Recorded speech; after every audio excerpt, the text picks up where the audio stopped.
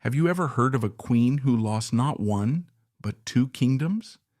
Imagine your brother is Kaiser Wilhelm II of Germany, and your cousin is King George V of Great Britain. Your family is about to tear the world apart, and you are trapped in the middle. This isn't a hypothetical. It was the living nightmare of Sophia of Prussia, who became Queen of the Hellenes. She was a princess born of blood and iron, only to be accused by her new homeland of Greece of being a spy for the enemy. This is not a story about war. This is a profound personal tragedy, a story of betrayal, exile, and an unimaginable grief, losing a son in one of history's most bizarre, cruelest circumstances, while she was forbidden from being by his side. She was cast out by both sides, forgotten by history, and crushed by fate. This is the story of Queen Sophia, the Queen of Exile. Sophia's character was forged by the suffocating, contradictory world she was born into. This was late 19th century Europe. On the surface, it was a glittering age of progress, an era of railways, telegraphs, and global empires. But underneath, it was a powder keg. And the person sitting on that powder keg, trying to keep it from exploding, was Sophia's grandmother, Queen Victoria of Great Britain. Victoria, the grandmother of Europe, had a simple but ambitious idea. She believed that if she could marry her children and grandchildren into every major royal house on the continent, these close family ties would prevent war. She envisioned a Europe bound by love and marriage, a great royal union. It was a fatal miscalculation. She underestimated the power of nationalism and overestimated the power of kinship. Instead of creating peace, she created the world's largest dysfunctional family, and their future battlefield would be the entire continent. And nowhere was this dysfunction more apparent than in Sophia's own home. Sophia's mother was Queen Victoria's eldest child, also named Victoria, but known to the family as Vicky. Vicky was the brightest, most beloved child of Victoria and Prince Albert. She was educated to be an intellectual, a liberal thinker, a patron of the arts, and the embodiment of everything good about 19th century British liberalism. And then, in 1858, they married her off to the heir of one of the most conservative, militaristic, and autocratic states on earth, Prussia. Her husband was Crown Prince Frederick, or Fritz. Fritz was a good man. He was handsome, brave, and unlike his Prussian counterparts, he actually liked his wife. More importantly, he admired her intellect and shared her liberal ideals. They both dreamed of a united Germany, but not a Germany of generals and cannons, but a democratic, constitutional Germany, much like England. They were a liberal power couple, trapped in a court that despised them. From the moment Vicky set foot in Berlin, she was hated. The Prussian court, dominated by her father-in-law, Kaiser Wilhelm I, and the fearsome Chancellor Otto von Bismarck, had no time for her English ideas. He saw Vicky as a dangerous influence, a foreign agent trying to weaken Prussia with her soft democratic notions. So, Vicky and Fritz were isolated. They lived in the Neue Palais in Potsdam, a magnificent but cold palace. Vicky in her letters expressed constant fear that her mail was being read, that she was being watched by the Chancellor's spies. They were political prisoners in their own home, waiting for the old Kaiser to die so they could take the throne and change everything. It was into this toxic atmosphere of suspicion, isolation, and desperate hope that Sophia Dorothea Ulrika Alice was born on June 14th, 1870. She was the seventh child and third daughter. For her mother, Vicky Sophia, known as Saucy in the family, was a comfort. While her older children were increasingly pulled into the orbit of the Prussian court, the younger ones, especially Saucy and her sisters, Mossy and Moretta, formed a tight-knit, insular group. They were raised almost entirely as English. They spoke English at home. They read English authors, wore English clothes, and ate English food. Every year, they took long, happy trips to visit Grandmama at Windsor Castle or Osborne House. For Sophia, England was the land of freedom, warmth, and family. Germany, or rather Prussia, was the land of duty, discipline, and is her brother. Ah, yes, we must talk about her brother. If Sophia's tragedy has a central villain, it is her eldest brother, Prince Wilhelm. The fate of Europe might have been very different if not for a tragic birth in 1859. Wilhelm, Vicky, and Fritz's firstborn was a difficult breech birth that nearly killed both him and his mother. When he was finally delivered, his left arm had been severely nerve damaged, leaving it withered and nearly useless for the rest of his life. In a militaristic culture like Prussia, where physical strength and military perfection were everything, this was a catastrophe. Vicky, his mother, could never fully accept her imperfect son. She wrote to Queen Victoria of her misery at the sight of him. She desperately tried every cure of the age. Wilhelm was subjected to torturous therapies as a child, arm-stretching machines, crude electrical shocks, and even being made to wear the fresh carcass of a recently killed animal in the hopes of reviving the nerves. All these cures did was convince the young boy that he was defective and, more importantly, that his mother was ashamed of him. As he grew, Wilhelm developed a defense mechanism that would shape world history. He compensated for his physical insecurity with an over-the-top, loud, and bombastic aggression, and he directed all his resentment at one target, his mother and everything she stood for. He hated her liberal ideas. He hated her love for England. He turned his back on his parents and fully embraced the very people who had isolated them, Bismarck and his grandfather, Kaiser Wilhelm I. He became more Prussian than the Prussians, a militaristic zealot who despised anything weak, sentimental, or English. To his younger siblings, especially his Anglophile sisters like Sophia, he was a bully. Sophia grew up in the shadow of this terrifying older brother. She watched how he belittled their mother, how he mocked their father. She learned from a very young age that family love and political loyalty were two very different things. And for her, they would always be in conflict. Her family was a miniature civil war. On one side was her mother, Vicky, and her sisters, intellectual, artistic, Anglophile. On the other was her brother Wilhelm, the rising star, militaristic, aggressive, and Anglophobic. And Sophia, a serious, pious, and intelligent young woman, was trapped in the middle.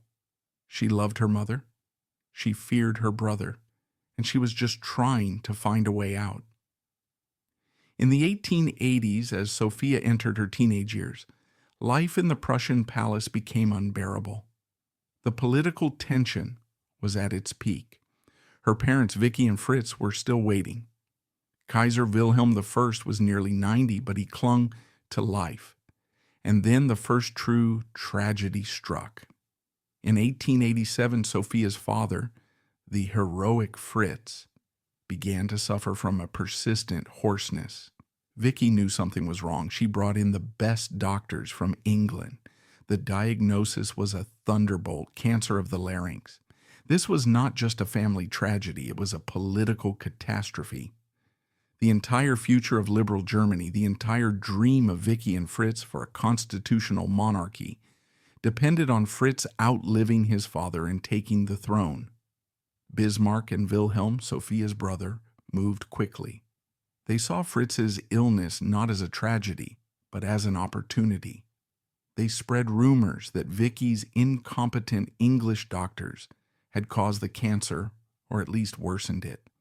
a vicious smear campaign designed to destroy her credibility before she could ever become empress.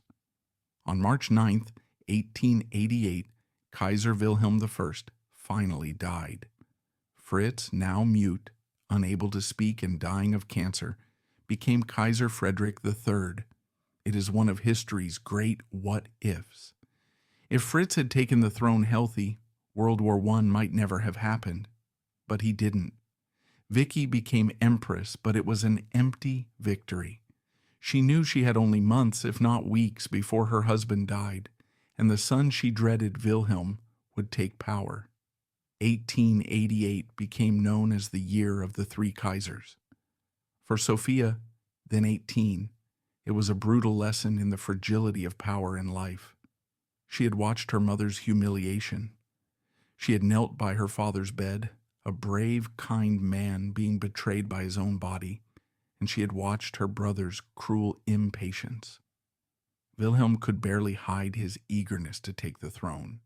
He had troops surround the palace, ostensibly to protect the dying Kaiser, but in reality to prevent Vicky from moving any state papers, especially her correspondence with Queen Victoria, out of the country.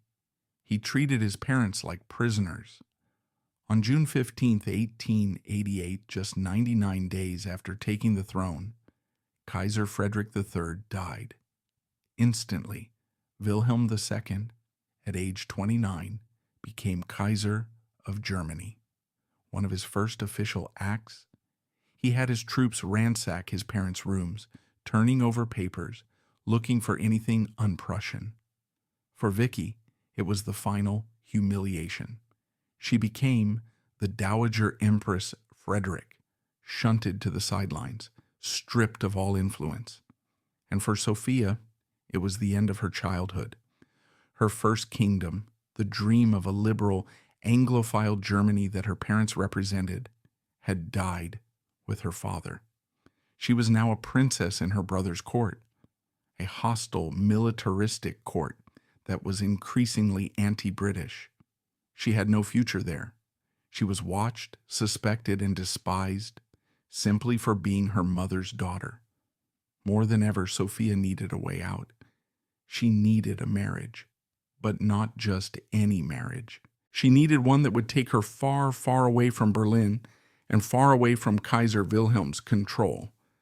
And then, in 1887, just before her father's tragedy began, a young prince from a distant land had come to Berlin on a visit.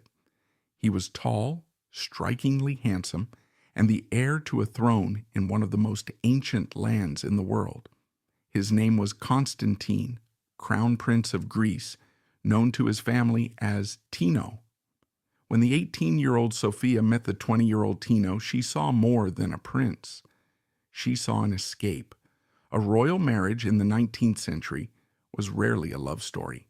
It was a transaction. It was a merger of territories, a cementing of alliances, an act of statecraft. But for an 18-year-old Sophia desperate to escape the shadow of her terrifying brother, Kaiser Wilhelm, marriage wasn't just a duty. It was an escape hatch. And Crown Prince Constantine of Greece, Tino, was the perfect escape. We must understand who Tino was. He was not a stiff Prussian prince. He was born in Athens, the son of King George I of Greece, who was actually a Danish prince, put on the throne, and Queen Olga, a Russian Grand Duchess. So Tino himself was a mix: Danish blood, Russian faith, and a completely Greek heart. He had trained militarily in Germany, where he had acquired a Prussian rigor, but he was not like them. He was described as charming, easygoing, and strikingly handsome. When he arrived in Berlin, he wasn't just a crown prince. He was one of the most eligible royal bachelors in Europe. Their meeting in 1887 was not a whirlwind storybook romance. It was something more practical. Sophia, an intelligent, serious young woman, saw in Tino a kind man, a strong soldier, someone who could protect her from the cruelty of the Berlin court. And Tino? What did he see in Sophia? A quiet, classical beauty, yes. But more importantly, he saw her lineage. A marriage to the granddaughter of Queen Victoria and the sister of the German Kaiser would elevate his own young Greek dynasty to a new level. It was a massive diplomatic win, but it was the family's reaction that, as always, was the real story. Sophia's brother, Kaiser Wilhelm, had mixed feelings. On the one hand, he was thrilled to marry off his Anglophile sister. It got an ally of his mother's out of his court. But on the other, he despised Greece. To the Kaiser, Greece was a tiny, unstable, semi-barbaric Balkan nation. He wrote contemptuously to his mother, Vicky, that he couldn't understand why Sophia would lower herself to such a robber court. It was typical Prussian arrogance, but it also showed his complete lack of respect for his sister's happiness. And Sophia's mother, Vicky was heartbroken. She had just lost her husband, and she was being sidelined by her son. And now her beloved daughter, Saucy, her ally, was moving to a distant land that she feared would swallow her whole. Vicky worried about everything. She worried about the hot climate of Athens. She worried about the sanitation. Malaria and typhoid were constant threats. She worried about the notoriously unstable politics of Greece, where governments came and went like the wind. She wrote hundreds of letters to Sophia, filled with advice, warnings, and a mother's undisguised fear. I know you will do your duty, my dearest Saucy, but I tremble for you. Vicky knew better than anyone what it was like to be a foreign princess in a hostile court. She feared her own painful history was about to repeat itself with her daughter. But Sophia, though she loved her mother, was resolute. She had seen her path out, and she was going to take it. The wedding was set for October 1889 in Athens. And it wasn't just a wedding, it was an international event. It was the biggest social event Athens had seen in its modern history. For a brief moment, the ancient city was the center of the world. Kings, queens, princes, and dukes from all over Europe descended. Sophia's brother, Kaiser Wilhelm, arrived on his imperial yacht, the Hohenzollern, in a show of force that was almost more of an invasion than a family visit. The future King George V and Prince Albert Victor of Britain were there. Russian Grand Dukes, Danish princes, they were all there. It was one of the last great gatherings of the European royal family before it tore itself apart. The wedding itself was a logistical and ceremonial nightmare, symbolic of the very divisions Sophia was about to face. There were two ceremonies. First was a private Protestant Lutheran service, held according to her family's rites in the king's chambers. Sophia wore a magnificent lace gown, a gift from her mother. Then there was the grand, public, Greek Orthodox ceremony in the glittering Metropolitan Cathedral of Athens. Imagine this for Sophia, a 19-year-old devout Protestant girl. She was walking into a cathedral that was utterly alien. The air was thick with incense. The walls were covered in golden icons of saints, their eyes seeming to follow her. Priests in heavy gold vestments chanted in an ancient tongue she did not understand.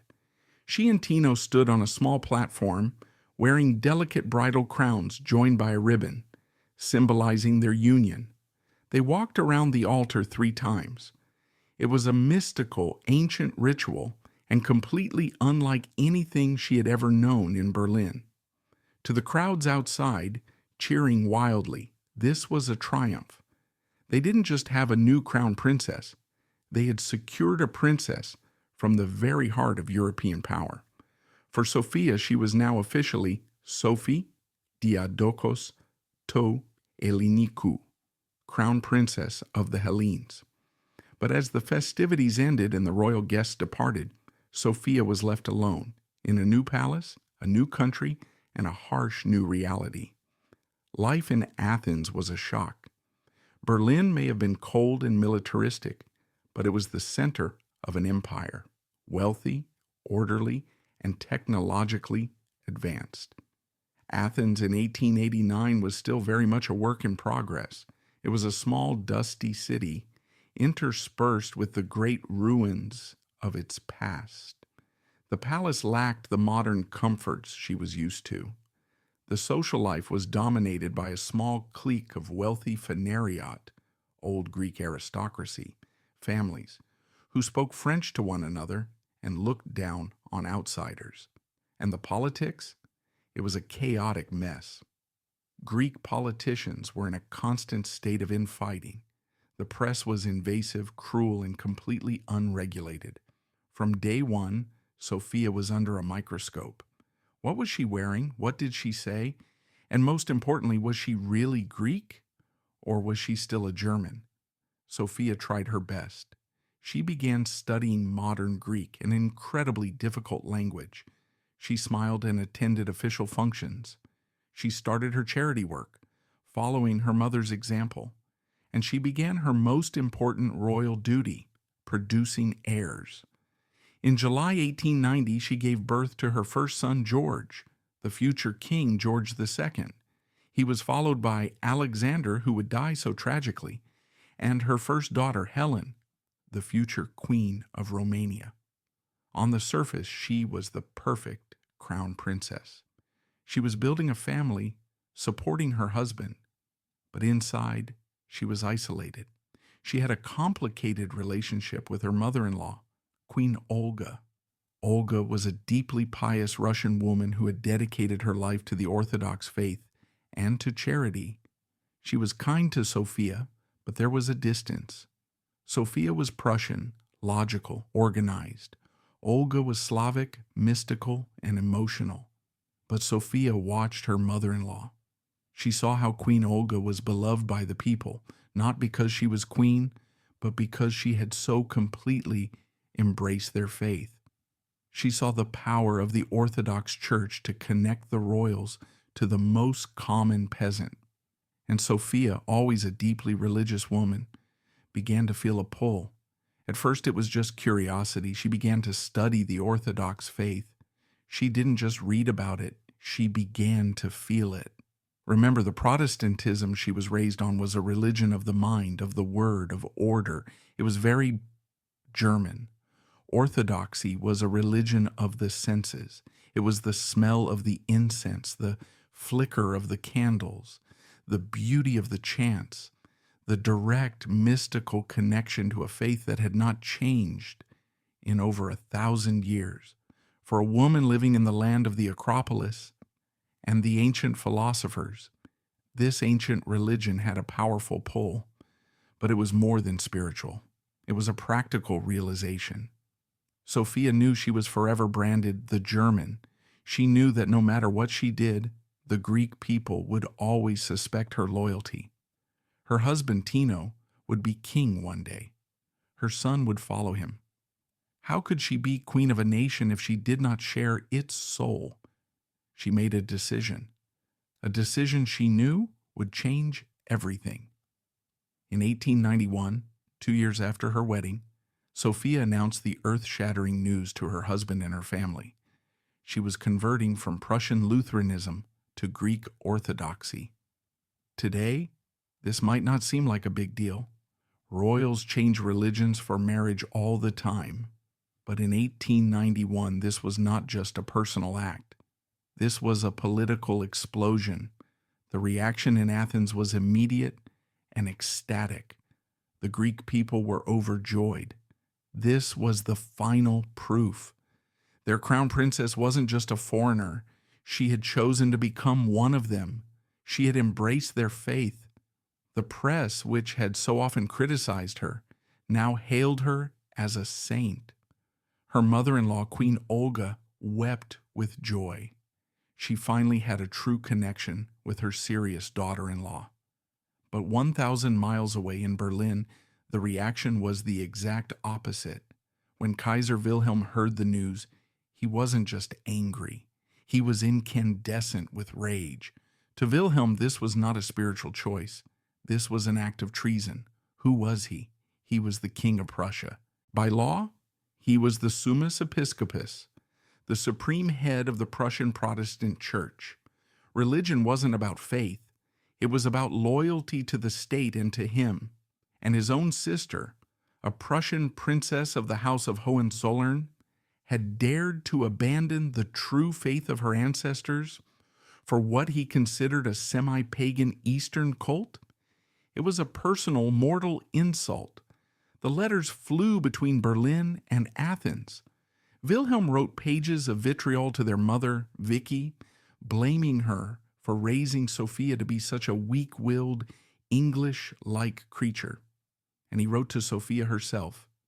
He called her a traitor to her family, a traitor to her homeland, a traitor to her God. He said she had cast herself out of the House of Hohenzollern, and then he delivered an ultimatum. He officially forbade Sophia and Tino from being received at the Prussian court. This wasn't a family squabble. This was a diplomatic rupture. The German Kaiser had declared his own sister persona non grata. She was exiled from her homeland, and Vicky, their mother, was caught in the middle. At first she too was shocked. Vicky was a devout Protestant. She wrote to Sophia, begging her to reconsider, asking her if she understood the full implications of her act. "You can be a good queen without changing your religion," she wrote. But this is where we see Sophia's true character. Sophia, 21 years old, mother of two, living in a foreign land, stood up to both her brother the Kaiser and her mother the Dowager Empress. She wrote back to her mother a letter that showed her steel and her maturity. It is one of the most important personal documents of her life. She wrote, "Do I feel I have done right? Yes, I do. I feel I have done my duty towards Tino and my country, and I feel that God will bless me. I cannot lie and pretend to believe in a thing I do not. I would rather never see Willie again than give up what I believe to be right." She had called her brother's bluff. She had made her choice. This act of defiance defined Sophia. It was the moment she stopped being Vicky's daughter and Wilhelm's sister and became the future queen of the Hellenes. She had lost her first kingdom. Wilhelm's ban lasted for 3 years. 3 years when she could not go home, could not easily see her mother. She was cut off. But she had gained something far more precious. She had gained the heart of Greece. From that moment on, Sophia wasn't just a foreigner living in Athens. She was Sophia Mas, our Sophia. She threw herself into her work with a new energy. She expanded hospitals, founded schools for nurses, organized soup kitchens. She wasn't just reigning, she was serving. She had placed her bet. Her entire life was now staked on her new homeland. She had no idea that this very act of loyalty, this total renunciation of her German heritage, would one day be forgotten. She had no idea that the German label she had tried so hard to erase would come back to haunt her and destroy everything she had built. But in the 1890s, that was a golden time. She was young, she was loved, and she was building a family. The storm was still far over the horizon. In the 1890s, Sophia had built a life. She had a growing family, George, Alexander, Helen, and she had won the love of the Greek people through her devout conversion. The palace in Athens was home, but home in Greece at the end of the 19th century was built on an unstable political foundation. The dream of Greece was not just to be a small nation. It was the megali idea, the great idea.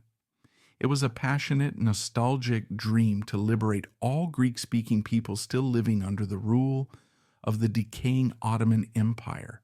They didn't just want Athens. They wanted Constantinople, Istanbul. They wanted Smyrna. They wanted Thessaloniki. And they wanted Crete. The island of Crete, home of the Minoan civilization, was still an Ottoman province, and its people were in revolt. In Athens, the mood was feverish. Politicians and journalists beat the drums of war, pushing a fiery nationalist spirit. For King George I, Tino's father, it was a nightmare. He knew his army wasn't ready. He knew the great powers of Europe, including Sophia's brother, Kaiser Wilhelm, actually supported the integrity of the Ottoman Empire. They didn't want a Balkan war destabilizing everything, but the mobs in Athens didn't care about geopolitics. They wanted war, and they had a military leader they trusted, the German-trained Crown Prince Tino. In 1897, the pressure became unbearable. The Greek government, in a reckless fit of patriotism, declared war on the Ottoman Empire, and Crown Prince Tino, Sophia's husband, was given command of the army. The war was an unmitigated disaster. It's known sardonically as the 30 Days War. The Greek army, though brave, was ill-equipped, disorganized, and poorly led. The Ottoman army, by contrast, had just been retrained and re-equipped by German officers sent by Sophia's own brother. They crushed the Greeks. Tino, the supposed military savior, was routed again and again. His army broke in a panic. The retreat became a rout. Within a month, Turkish troops were deep inside Greece, threatening Athens itself. Only the intervention of the great powers, especially Sophia's grandmother, Queen Victoria, and Tsar Nicholas II of Russia, saved Greece from total annihilation. A humiliating peace treaty was signed. Greece not only failed to win Crete, but it lost territory and was forced to pay massive war reparations. For Tino, it was an unspeakable personal humiliation. He, the Prussian-trained soldier, had been defeated. He returned to Athens not as a hero, but as a failure. And for Sophia, this was her first taste of the Greek public's cruelty. Throughout the short, disastrous war, Sophia had done exactly what her mother Vicky had done in Prussia's wars. She turned herself into a relief organizer. She did not sit in the palace and knit.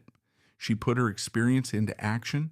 She mobilized the women of Athens, set up field hospitals, raised money for bandages and medicine. She personally visited the wounded, bringing comfort and a sense of order. But it didn't matter. When the army collapsed, the Greek people needed a scapegoat.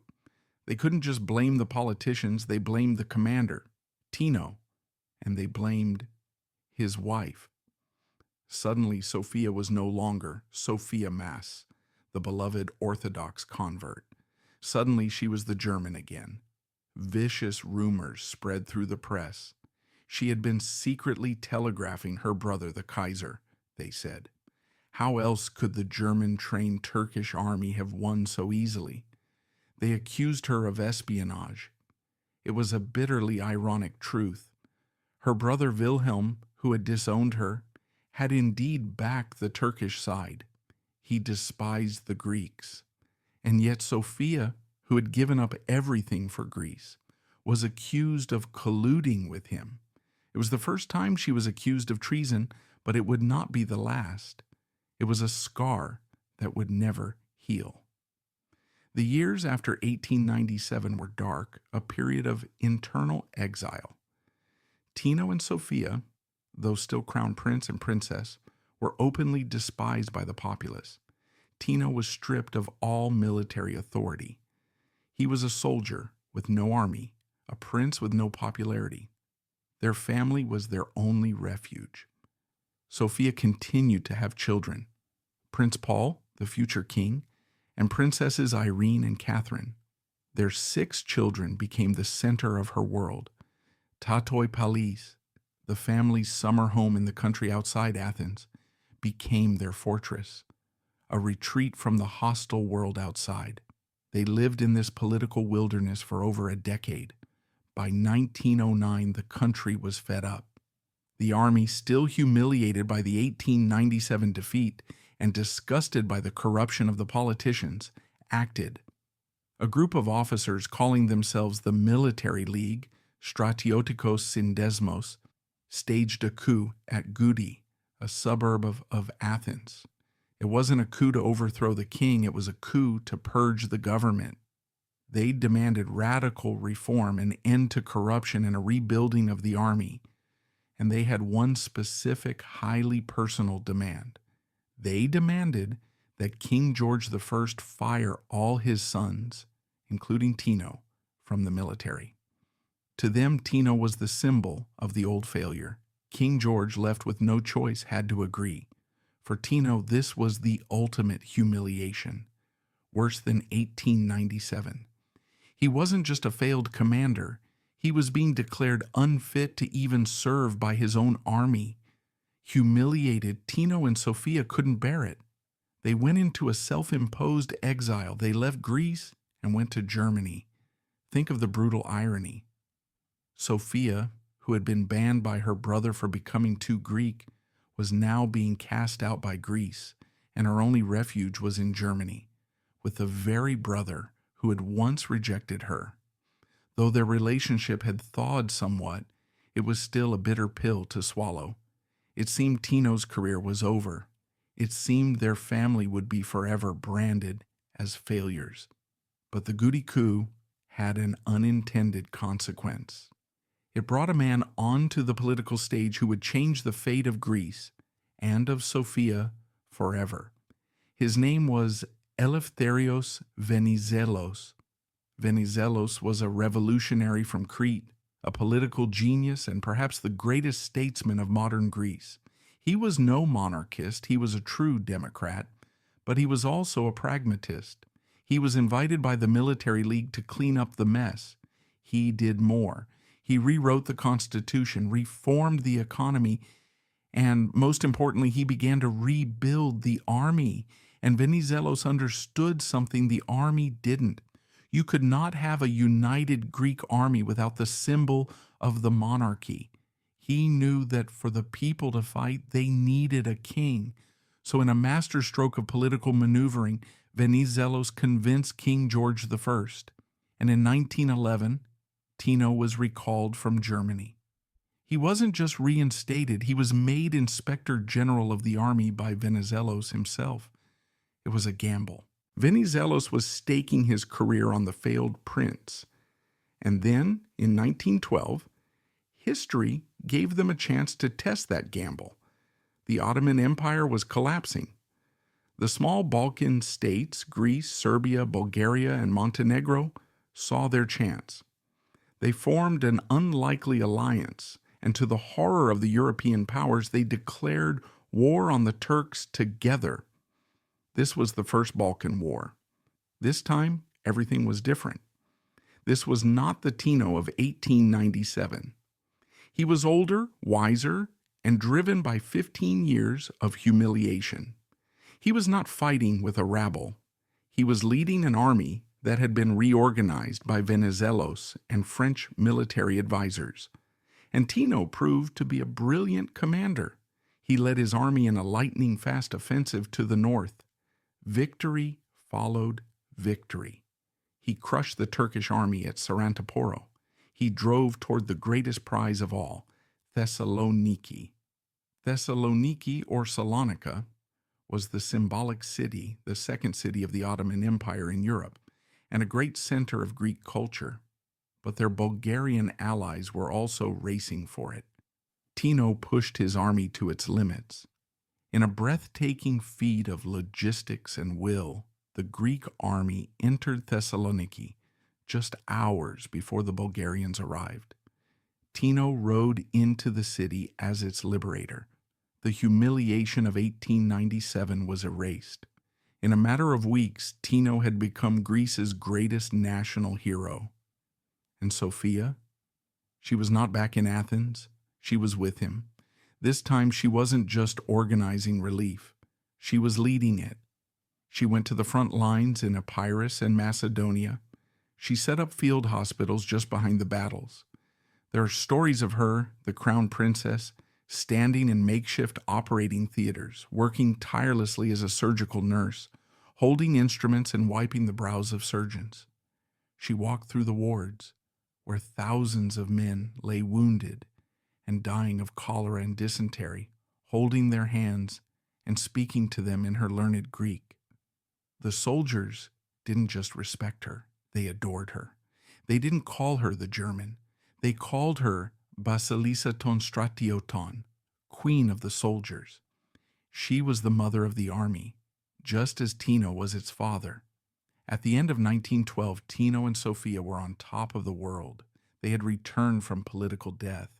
They were the living embodiment of the great idea. They had led Greece to its greatest victory in modern history.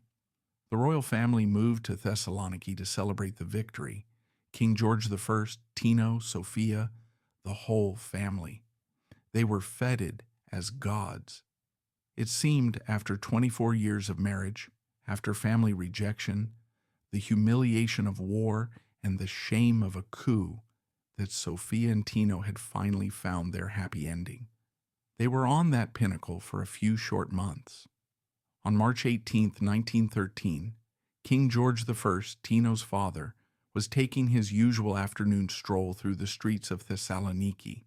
He felt so safe among his newly liberated people that he often went without a heavy guard. A man named Alexandros Shinas, an anarchist, walked up to the king from behind, drew a revolver, and shot him once in the back. King George I died almost instantly. The news hit Tino and Sophia like a thunderbolt. The country was plunged into mourning. But in that tragedy, the change came. Tino, the liberator of Thessaloniki, the hero of the army, was now King Constantine I of the Hellenes. And Sophia, the queen of the soldiers, who had been mocked as the German, who had worked tirelessly in the hospitals, was now finally queen of the Hellenes. They had reached the absolute summit. They were king and queen, beloved, adored, and at the head of a nation that had just doubled in size. It was the spring of 1913. They had everything. They could not have known that they had just over 1 year of peace before the entire world and Sophia's own family would explode and cast them from that glorious peak into the abyss of destruction. For King Constantine and Queen Sophia, it was a moment that felt eternal. They weren't just king and queen, they were living icons. Constantine, or Tino, was the strategos, the victorious general who had doubled the size of Greece. He was the liberator who had restored the national honor lost in 1897.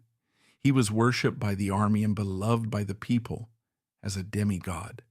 And Sophia, she was the Basilissa ton Stratioton, the queen of the soldiers. She was no longer the German or the Prussian. She was Sophia Mas, our Sophia. She had proven her loyalty in blood and sweat in the field hospitals. She was the benevolent mother of the nation, the patron of nurses, the founder of orphanages. They were the power couple of Europe, young, beautiful, victorious. Their family life seemed just as perfect. Tatoi Palace, nestled in the pine-covered hills outside Athens, was their paradise. It was not the rigid Potsdam or the formal Windsor. It was a sprawling, bustling Greek country home. Sophia and Tino had 6 children: George, Alexander, Helen, Paul, Irene, and Catherine. Sophia was a devoted, if somewhat Prussianly strict mother who insisted on discipline, fresh air, and education. Tino was the fun-loving, easygoing father. Their home was filled with laughter, barking dogs, and long walks in the woods. For one brief, glorious year, Sophia had it all. She had a family she adored, she had a husband she admired, and she had the love of a nation she had chosen as her home. It was a dangerous place to be, because when you are standing on the highest peak, there is only one way to go. On June 28, 1914, news reached Athens like a distant tremor. The heir to the Austro-Hungarian Empire, Franz Ferdinand, had been assassinated in a provincial city most people in Athens had never heard of, Sarajevo. At first, it seemed like just another Balkan tragedy. That region was always unstable, but Sophia, more than anyone in Greece, likely understood the danger.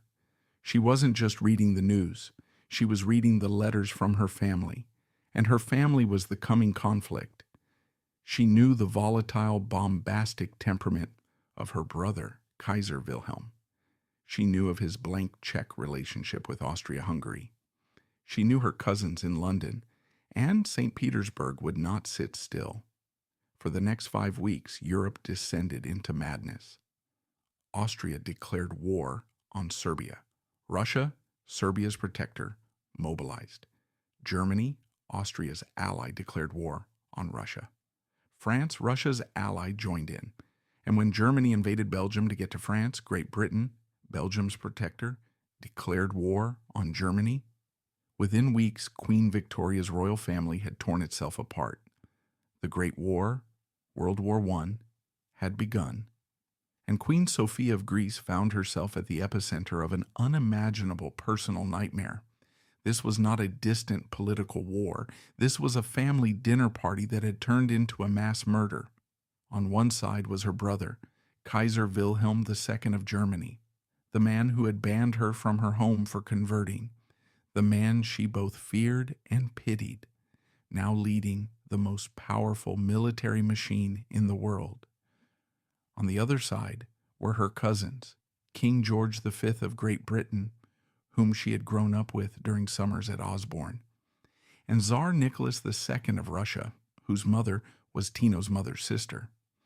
Sophia's loyalties were torn? Number, not at all. Her loyalty, as she had proven decades before, was not to Prussia, and certainly not to her brother. It was not to her British cousins either. Sophia's loyalty, absolute and unshakable, was to her husband and to his nation, Greece. The problem was, in the hysteria of a world war, nobody believed her. From the moment the war began, Greece was split, not by foreign armies, but by two men with completely opposite visions for the country's future. These two men, King Constantine and Prime Minister Venizelos, had been the heroes who won the Balkan Wars together. Now they were about to become mortal enemies, and their feud would destroy Greece and Sophia. It's called the ethnikos dikasmos, the national schism. Here was their argument. King Constantine, the soldier, made a cold military argument. He had trained in Germany. He admired the German army. He was convinced that Germany would win the war on land. It is impossible to defeat Germany, he said. But he was also a naval realist. He knew that Great Britain with its mighty fleet controlled the Mediterranean. If Greece joined Germany, Britain would blockade and starve Greece within weeks. And most importantly, he knew his country was exhausted. They had just fought 2 wars. They had no more money, no more arms, and no more young men to sacrifice in a war that was not theirs. For Constantine, the answer was singular and non-negotiable: neutrality. It was not pro-German, it was pro-Greek, but Prime Minister Venizelos saw the exact opposite. He was a political strategist. He was convinced that the Entente, Britain, France, Russia, would ultimately win, thanks to their naval power and the endless resources of their empires. And Venizelos didn't just see danger, he saw opportunity. This was the golden chance to complete the Megali idea. The Ottoman Empire, Germany's ally, was dying. If Greece joined the Entente now, they could claim the ultimate prize, Constantinople and the Greek lands of Asia Minor. It was a gamble, but one Venizelos believed would define Greece's future for 1,000 years. His position: enter the war, immediately, on the side of the Entente, a king who wanted neutrality, a prime minister who wanted war, a nation torn in two, and Queen Sophia was trapped in the dead center. She became the scapegoat for everything. The Entente powers, especially Britain and France, could not accept Constantine's neutrality. Venizelos was their man. Constantine, therefore, had to be wrong. And why was he wrong? They couldn't believe it was a sound military strategy. No, the reason had to be more personal. It had to be more sinister. They looked at the Athens palace and they didn't see the hero king of the Balkan Wars. They saw his wife. They saw Die Deutsche Frau, the German woman, the Kaiser's sister. A systematic, brutal, and incredibly effective propaganda campaign was launched against Sophia. It was funded by French and British intelligence services and spread gleefully by the pro-Venizelos press in Greece. Every fear, every rumor centered on her. The first accusation, she was a spy. Wild stories began to circulate like a plague, that Queen Sophia had a secret telegraph wire that ran from her bedroom in Tatoi through the mountains straight to Berlin, that she met with Entente diplomats during the day, smiling and making small talk, then rushed home at night to encode their secrets and send them to her brother, that she was the one who had leaked the Entente's plans for the disastrous Dardanelles campaign, which led to the Gallipoli catastrophe, warning the Germans and the Turks. What was the truth? The truth was there was not one shred of evidence, no secret wire, no coded messages. Did Sophia write to her brother? Yes. She also wrote to her cousins in England. Her letters reveal a woman in desperation. She wasn't trying to share secrets. She was trying to mediate. She was trying to explain to King George V of Britain that her husband was not pro-German, that he was simply trying to save his country. She wrote to a friend in England in anguish, "I have to suffer the agony of seeing my husband treated as an enemy of England. It is so unjust and cruel." But no one was listening. The lie was much more exciting. The second accusation, she was the domineering wife. Since they couldn't accept Constantine as an independent strategist, they painted him as a weakling. Entente newspapers deliberately referred to him by his childhood nickname, Tino, to diminish him. He was just Tino, a puppet. And Sophia, she was the queen, the Prussian, the Hosenmensch, trouser woman, who controlled her husband with an iron fist. She, they said, was the one really running the country on behalf of her brother. This was a cruel inversion of the truth. Constantine was a proud, stubborn soldier and more than a little pig-headed. He made his own decisions. If anything, he resented Sophia's connection to the Kaiser because it made his diplomatic job 10 times harder. But the myth of the domineering Prussian wife had taken root. Imagine for just a second the psychological torture of this. Sophia, who had given up her family, her religion, and her homeland for Greece. Sophia, who had been banned by her own brother for being too Greek. Now she was being accused by her chosen country of being a secret agent for the country she had renounced. It was the perfect trap, a betrayal on the deepest psychological level. There was nowhere for her to go. To the Germans, she was a traitor. To the Greeks and the Entente, she was a traitor. She had no home. In 1915, as the political crisis was at its peak, disaster struck. King Constantine fell gravely ill. It wasn't a common cold. It was pneumonia and pleurisy, a death sentence in a pre-antibiotic age. For weeks, he lay in a coma, his life hanging by a thread. Sophia never left his bedside. She nursed him, wife and nurse, fighting to keep him alive. And what did the Venizelos press say? The rumors began to fly that he wasn't really sick, that he was faking it to avoid making a decision. And then a more vicious rumor that Queen Sophia had tried to poison him. The idea was that she wanted her weak husband out of the way so she could put their young son on the throne with her as the pro-German regent. It was a monstrous lie, but it showed how personal and toxic the hatred had become. Constantine eventually recovered, but the illness changed him. He was thinner, weaker, and even more stubborn, more rigid in his neutrality. He felt he had been betrayed by the entire world. The national schism was now no longer a political debate. It was an open, infected wound, tearing the country apart. Venizelos, after being dismissed by the king, sailed to Thessaloniki, and there, protected by French and British troops who had landed there in a flagrant violation of Greek sovereignty, he set up a parallel revolutionary government. Greece now had two governments, royalist Greece in Athens, starving and neutral, and Venizelist Greece in Thessaloniki, armed and funded by the Entente, and officially at war with Germany. It was a civil war in all but name. By late 1916, the Entente, especially the French, had lost all patience. They decided that if Constantine would not join them, they would destroy him. They imposed a crippling naval blockade on southern Greece, the part that was still loyal to the king. This was not a military blockade. This was a starvation campaign aimed at civilians. No wheat was allowed in, no sugar, no coffee, no medicine. Sophia, who had spent her life building hospitals, now had to watch children die in her orphanages from malnutrition. She did what she always did. She tried to organize. She turned the palace gardens into vegetable farms.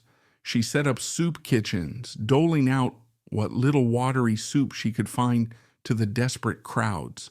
But it didn't work. To many of the starving Athenians, whipped up by the Venizelist press, she wasn't their savior. She was the cause of their starvation. The trap had been perfectly sprung. The Entente had turned the people against their own queen. Tino and Sophia were isolated in their palace. They could hear the riots in the streets. They were surrounded by foreign fleets, betrayed by half their country, and hated by the people they were trying to protect. The final humiliation had not yet come. The Entente didn't just want their neutrality, they wanted them on their knees. And that was about to happen at the end of a gun, late 1916. Athens was a starving city and it was at a boiling point. The Entente blockade was working. The people, agitated by Venizelist agents and driven mad by hunger, were turning on the king.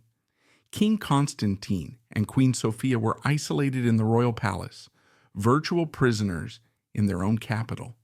They could hear the cries of bread, bread, and more frequently, France and Venizelos. The Entente, particularly the French, decided it was time to squeeze. A French admiral, Louis d'Artigue du Fournet, delivered an ultimatum. He demanded that the royalist Greek government surrender 10 batteries of mountain artillery to the Entente as a sign of neutral goodwill. It was a humiliating demand designed to emasculate the king. Tino, cornered, agreed. But as soon as he agreed, du Fournet upped the stakes. He now demanded that the entire Greek army disarm. He wanted their cannons, their machine guns, their ammunition. This was a step too far.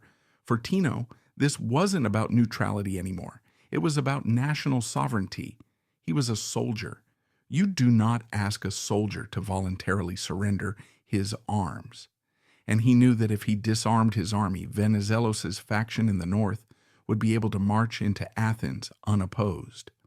Tino refused, politely but firmly. The French admiral was furious. He had been tricked.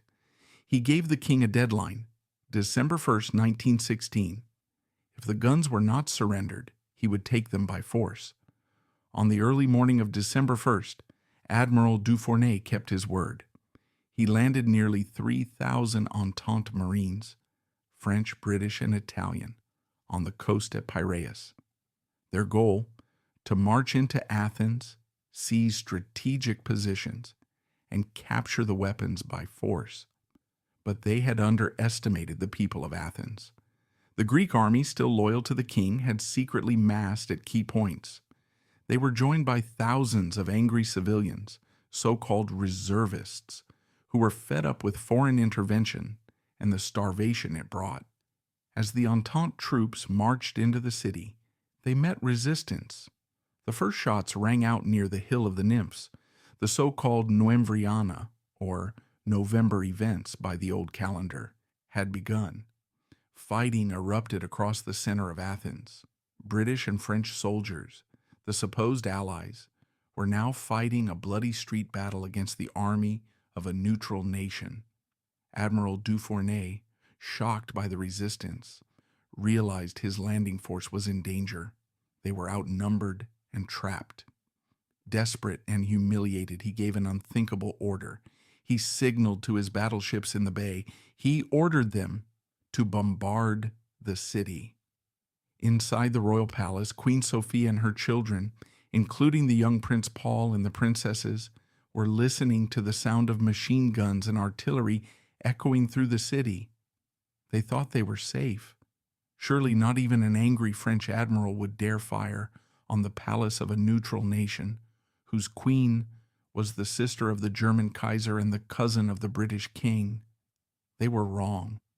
Suddenly there was a high-pitched whistle, followed by a deafening explosion. A 14-inch shell from the French battleship Provence had struck or exploded near the palace. Panic erupted. Sophia, the woman who had faced cholera in field hospitals, was now facing Entente gunfire. She gathered her children. They ran not as royalty, but as refugees down the corridors, through the grand reception rooms, and down into the dark, damp wine cellars of the palace. Pause and think about this. Sophia of Prussia, hated by her brother for being too English, vilified by her English cousins for being German. Now she was cowering in her own cellar with her trembling children, while the fleets of both sides, France and Britain, were shelling her home. It was the ultimate absurdity, the ultimate betrayal. In those hours underground, listening to her palace shake, Sophia must have understood the stark truth. She had no allies. She had no home. Every side in this war was her enemy. At least 30 shells fell in the palace grounds. One hit the kitchens, another exploded in the courtyard, meters from where her children often played. The bombardment lasted for 3 hours. In the streets, some 190 men were killed on both sides. It was a total diplomatic and military disaster. Dufournay, realizing he had gone too far, agreed to a ceasefire. His troops were allowed to retreat to their ships in disgrace, but the damage was done. The Entente had fired on a neutral capital, and for Tino and Sophia, it was the end. The Novembriana sealed their fate. To Venizelos and the Entente, this was the final proof. The king had fired on Allied troops. He was clearly a German stooge. They conveniently ignored that they had been the ones to invade and fire first. They intensified the blockade. Now Athens was truly starving. The winter of 1916 to 1917 was a hellscape. No fuel, no food. People froze to death in the streets. By June 1917, the Entente issued its final ultimatum. They weren't asking for guns anymore. They were asking for the one thing they had always wanted, the crown. An Entente representative, Charles Jonart, arrived in Athens and delivered the non-negotiable terms. King Constantine I must abdicate immediately. Tino was broken. He still believed he had done the right thing for his country. But he saw his people starving.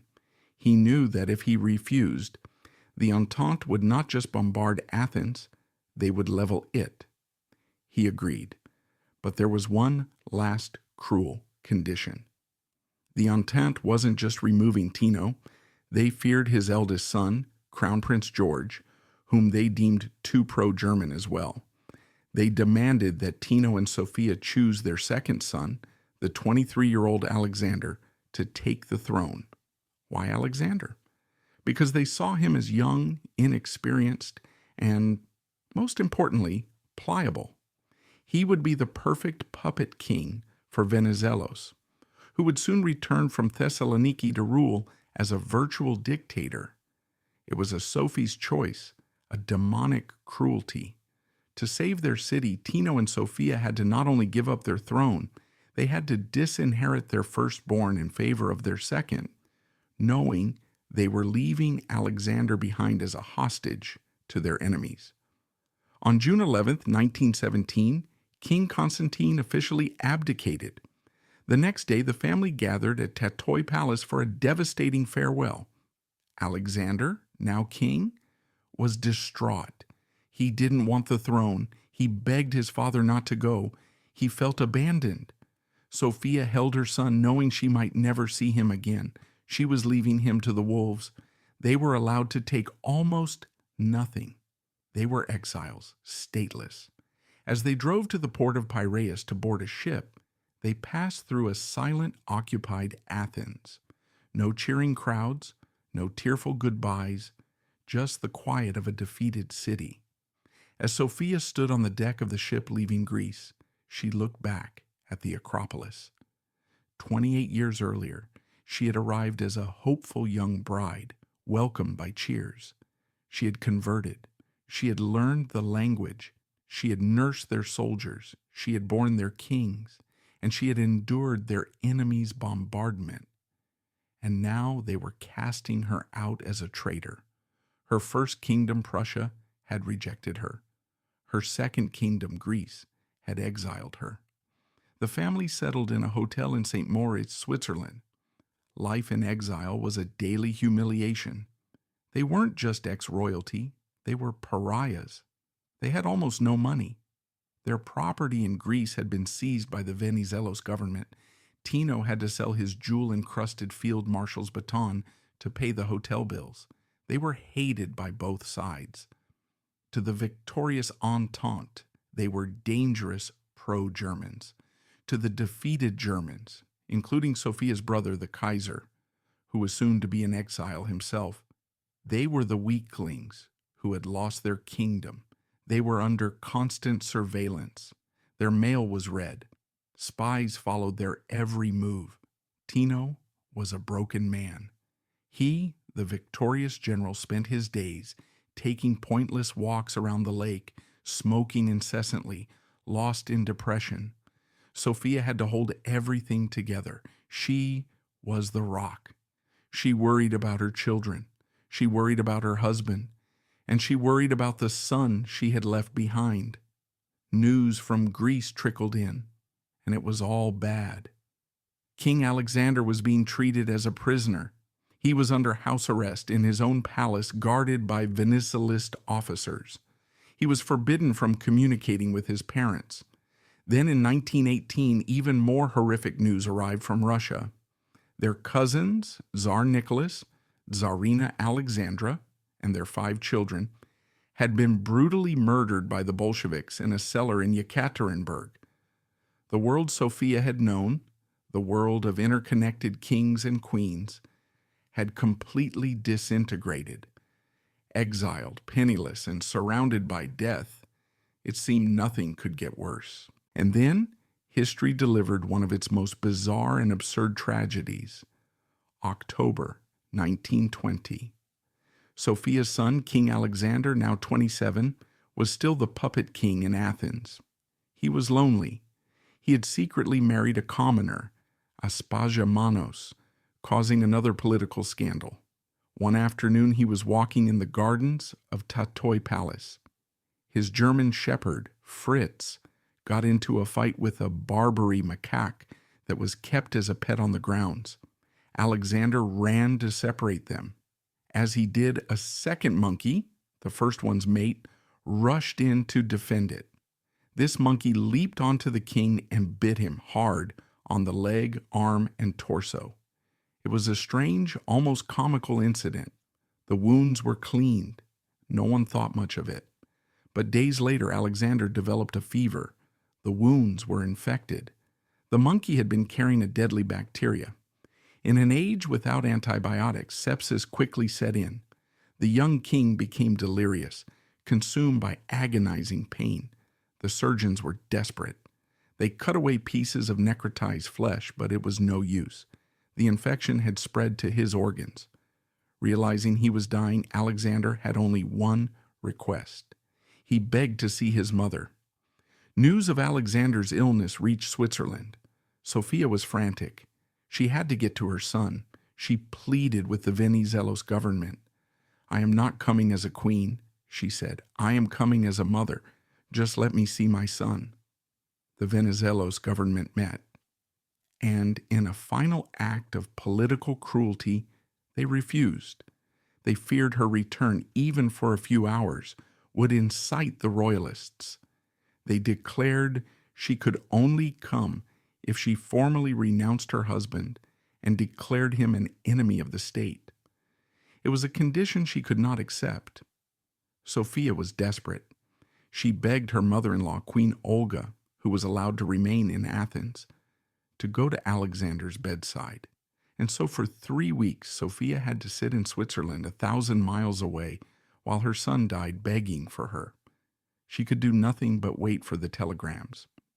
On October 25, 1920, King Alexander of Greece died in agony from the bite of a monkey. He died without his mother at his side. Sophia was shattered. It was a grief beyond politics or war. It was the grief of a mother who had been denied the right to comfort her dying child. But this bizarre death, the death by monkey, did something no army or politician could. It broke the stalemate. With Alexander's death, the Greek throne was vacant. Venizelos, who had lost his puppet king, made a fatal mistake. Overconfident after the Entente's victory in the war, he decided to settle the issue by calling a general election. He believed the people would vindicate him and allow him to establish a republic. He had miscalculated disastrously. The Greek people no longer cared about military adventures in Turkey, where Venizelos had taken them. They were tired of war. They were tired of Venizelos' autocratic rule. They were tired of French and British intervention. And they were disgusted by the treatment of the royal family and the lonely death of the young king. In November 1920, the election was held. It was a landslide. Venizelos' party was annihilated. Venizelos himself lost his own parliamentary seat. Humiliated, he went into exile. The new royalist government acted immediately. They held a referendum. The question was simple. Do you want King Constantine and Queen Sophia to return? The result was a staggering, officially reported 99% yes vote. While this figure was almost certainly manipulated, there was no doubt of the genuine, overwhelming popular support for their return. In Switzerland, Tino and Sophia received the news. They were being called back. It was unbelievable. Just 3 years earlier, they had been cast out as traitors. Sophia had been shelled in her own palace, and now the people were begging them to return. In December 1920, King Constantine and Queen Sophia made their journey back to Athens. This time, not in silence and shame, they were met by the largest crowds in Greek history. Hundreds of thousands of people cheered, wept, and threw flowers in the streets. They were saviors returned. Sophia was back. She was back in her palace. She was queen again. It seemed after all the pain, the exile, and the death of her son, a miracle had happened. The fairy tale had a happy ending, but they didn't know, as they smiled and waved to the ecstatic crowds, that they were not returning to a kingdom. They were walking back into a trap. Venizelos had left them a poisoned parting gift, an unwinnable war in Turkey.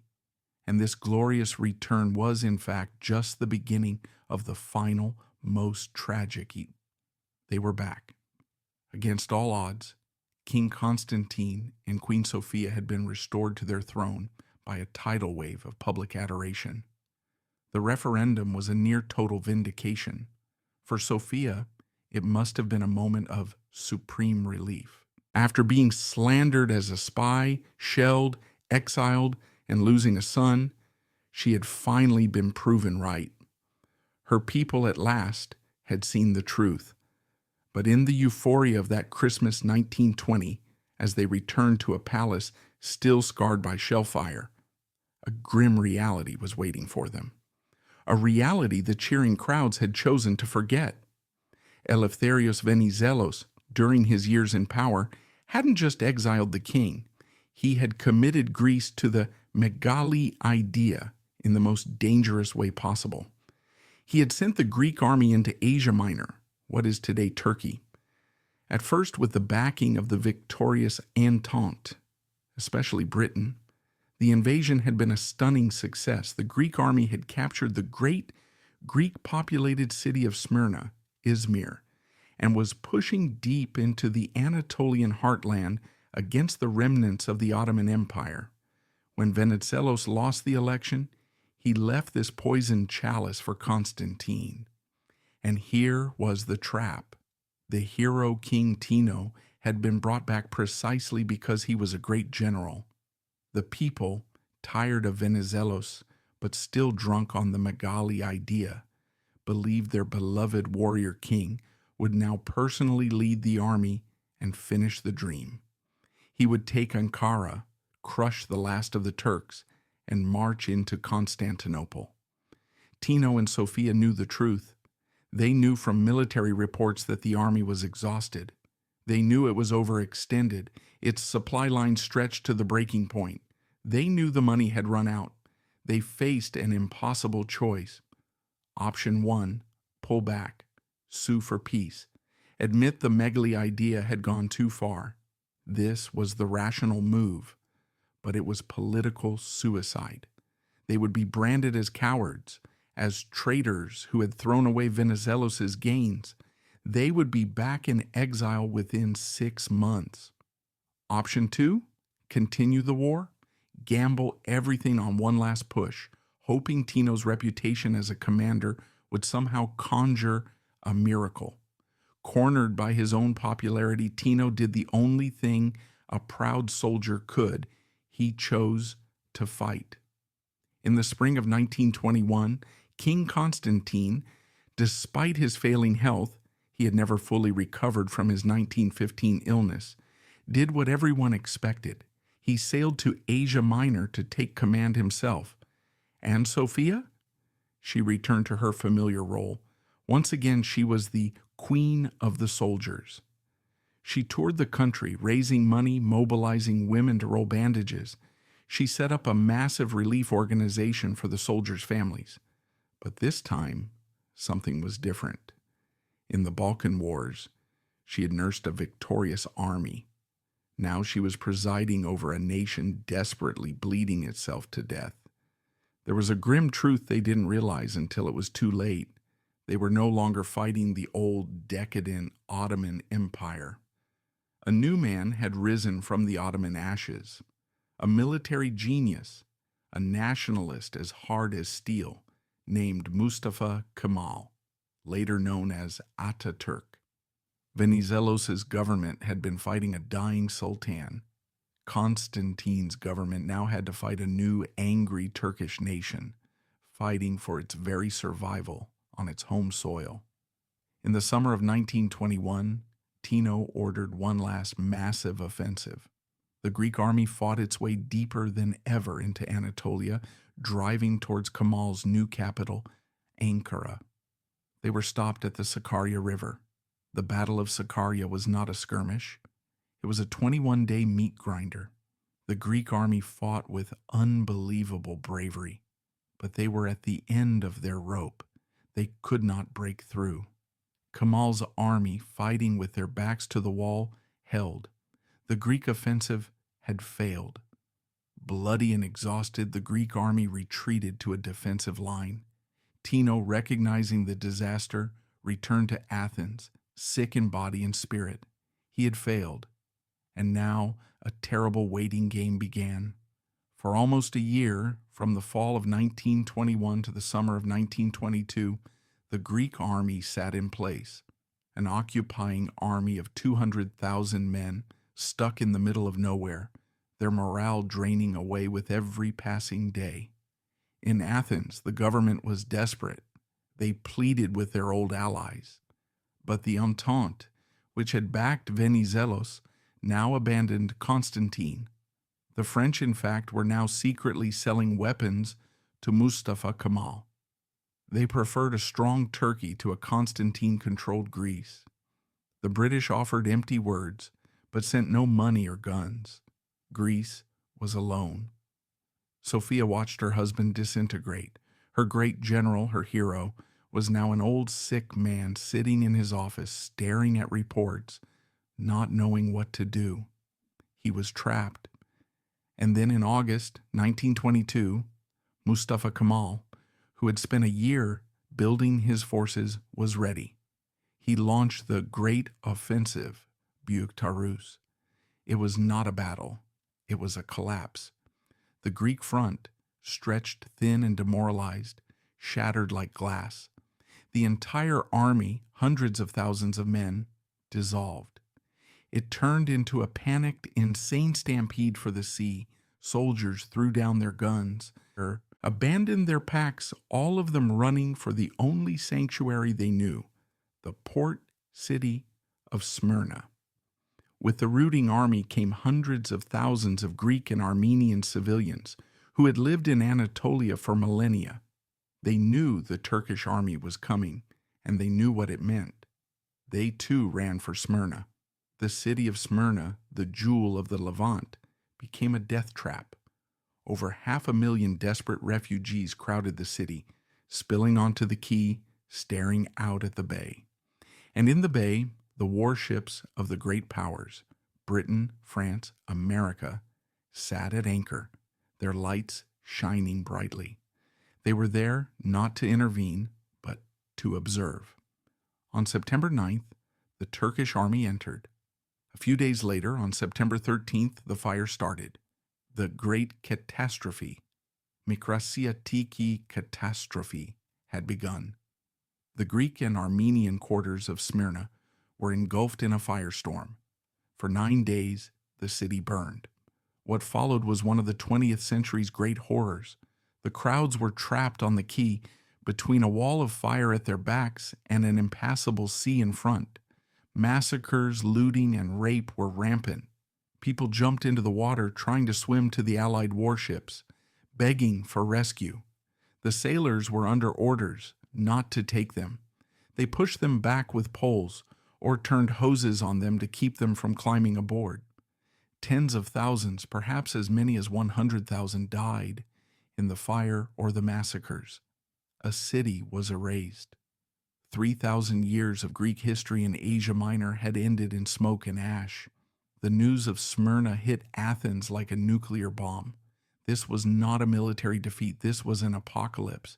The entire nation went into a state of shock and grief, and after the shock came the rage, a pure, undiluted rage aimed at those responsible. The government collapsed.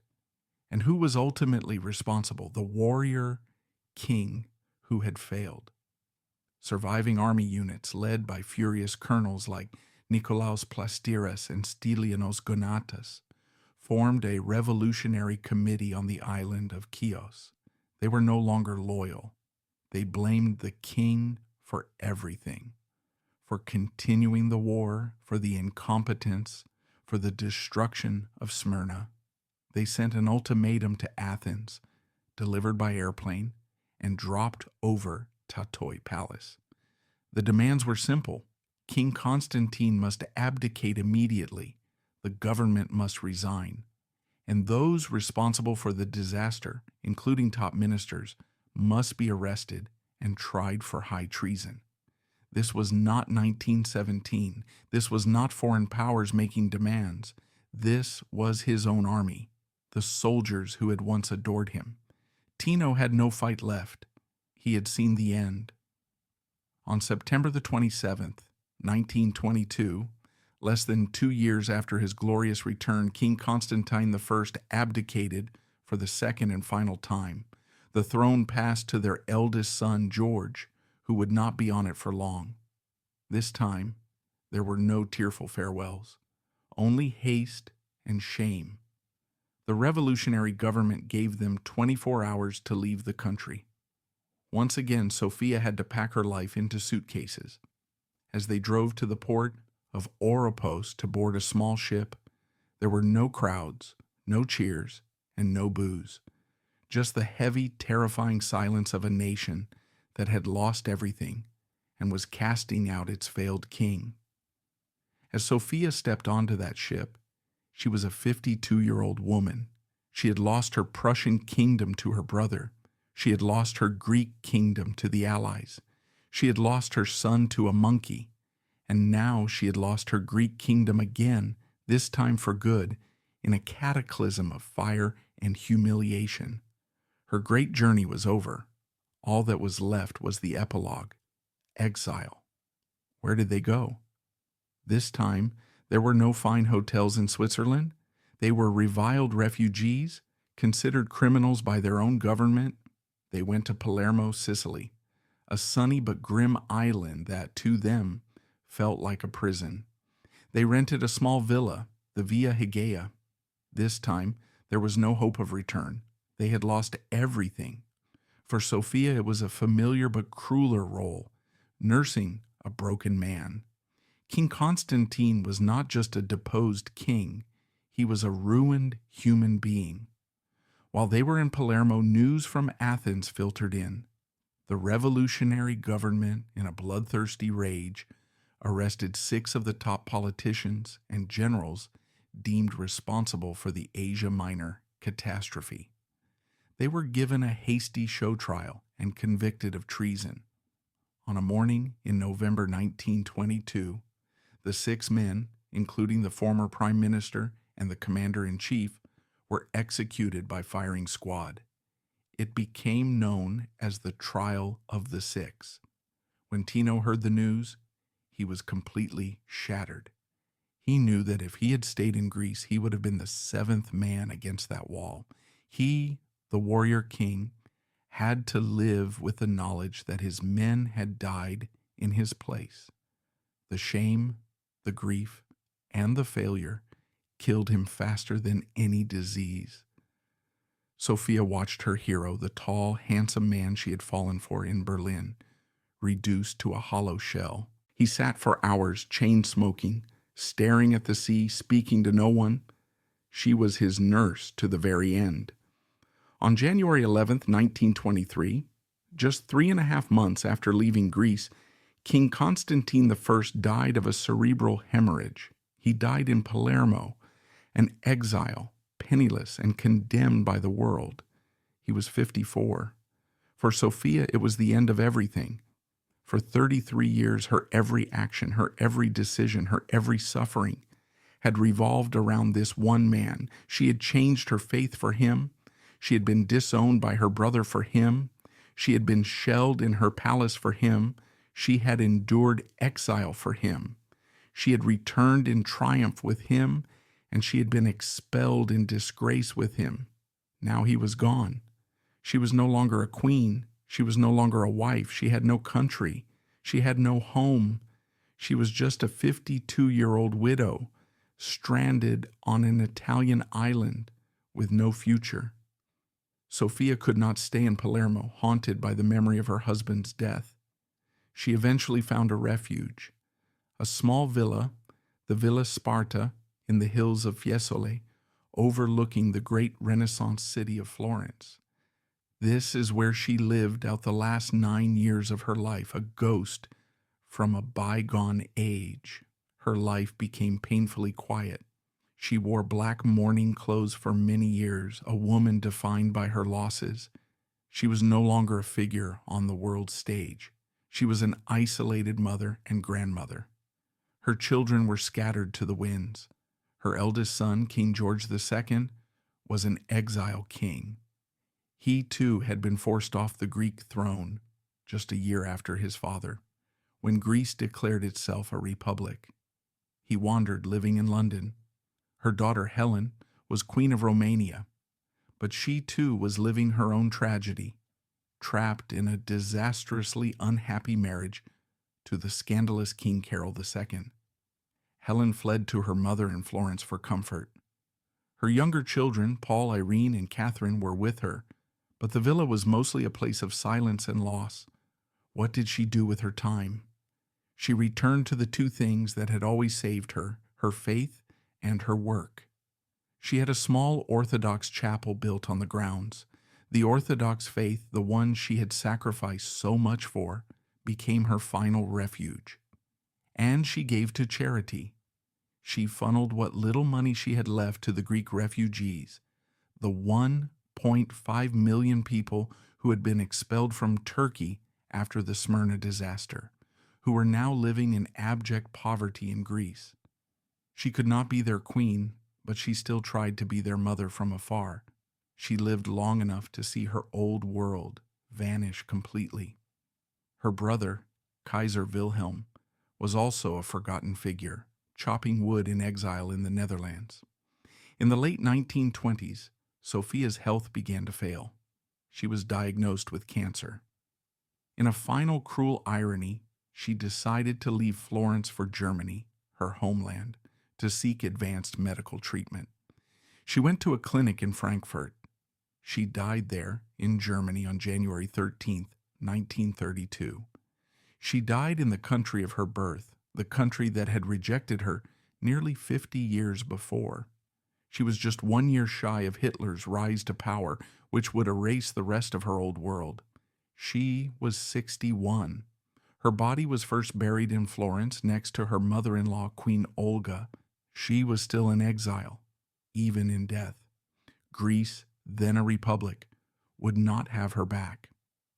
It wasn't until 4 years later, in 1936, after the monarchy was briefly restored, that her son King George II was able to perform one of his first official acts, to bring the remains of his parents, Sophia and Constantine, home. They were finally laid to rest together under the pine trees at Tatoi Palace, the place where they had once been so happy. So in the end, what are we to make of Queen Sophia? She was the queen who lost 2 kingdoms. That is true. She lost her Prussian kingdom to her brother's rigidity, and she lost her Greek kingdom twice to the tragedies of war. Was she the German spy, the evil Deutsche Frau that the Entente press claimed? History has unequivocally vindicated her. There is not one shred of evidence she ever betrayed Greece. Her only loyalty, her only fault, if you can call it that, was her absolute unshakable devotion to her husband.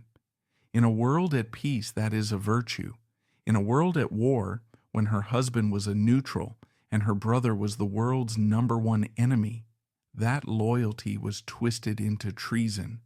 She was the ultimate victim of the family tragedy that defined 20th century Europe. The Great War for her wasn't about nations.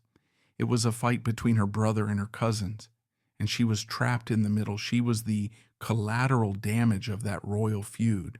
What is her legacy? It isn't in hospitals. Though she built them, it isn't in laws, for she never had real power. Her legacy is in those who came after. Her son, Paul, eventually became king of the Hellenes, reigning through the difficult post-World War II years. Her granddaughter, Sophia, Paul's daughter, was named for her. She married King Juan Carlos of Spain, and as Queen Sophia of Spain, she helped guide that nation from dictatorship back to democracy. She was, like her grandmother, a Greek queen serving another nation with a quiet dignity. And perhaps most notably her grandson, Prince Philip, who was also exiled from Greece in that same 1922 disaster, married into the British royal family, which means that the current King of Great Britain, Charles III, is her great-grandson. The blood of this forgotten, slandered woman still flows in the most important dynasties of Europe. But Sophia's story is not about bloodlines or crowns. It is a profoundly human story of loss. She was not a great strategist or a political leader. She was an endurer. She endured her brother's cruelty. She endured her enemy's propaganda. She endured her allies' artillery. She endured her son's death. She endured her husband's collapse, and she endured the loss of 2 nations. Her story is a reminder that history is shaped not only by the generals and the kings, but by the quiet women who stand beside them, whose real strength is found not in power, but in their extraordinary capacity. simply to survive.